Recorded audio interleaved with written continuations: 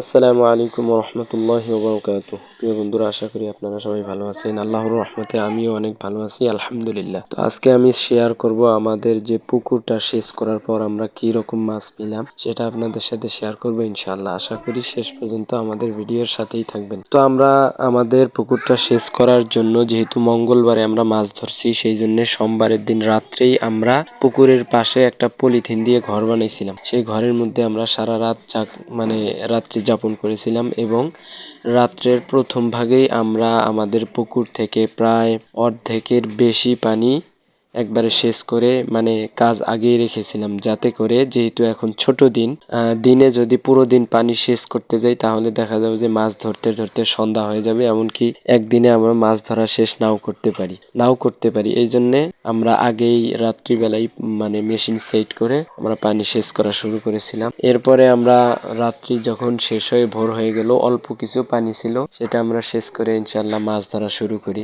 দেখেন, আসলে আমাদের পুকুরের মধ্যে এবারে যে মাছগুলো পেয়েছি তার মধ্যে সবচেয়ে বেশি যে মাছগুলো পেয়েছি সেটা হলো ট্যাংরা মাছ। আপনারা দেখতেই পারছেন এইরকম কি একটা অবস্থা। ট্যাংরা মাছ একবারে মনে হয় পুরা পুকুর বিছিয়ে দেওয়া আছে ট্যাংরা মাছ এইরকম। তো আমরা সর্বশেষ প্রায় 20 কেজির মতো ট্যাংরা মাছ পাইছিলাম। এরপরে আমরা শোল মাছ পাইছিলাম প্রায় 7-8 কেজির মতো।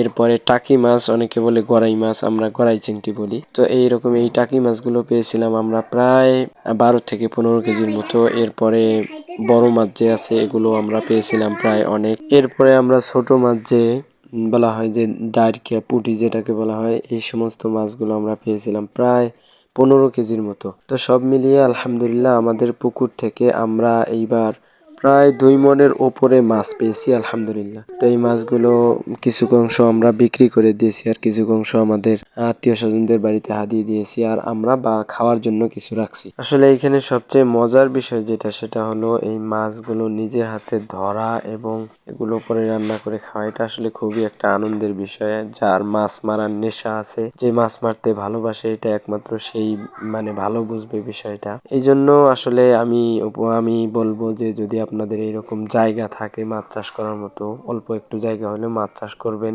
সেখানে গিয়ে মাছ মারবেন, সেই মাছ খাবেন, ইনশাল্লাহ ভালো একটা অনুভূতি আপনাদের কাজ করবে ইনশাল্লাহ। তো এই হলো ব্যাপার। মোটামুটি প্রায় 20,000 টাকার মতো আমরা মাছ বিক্রি করেছি। তো আলহামদুলিল্লাহ আপনাদের সাথে শেয়ার করলাম, আশা করি আপনাদের ভালো লেগেছে।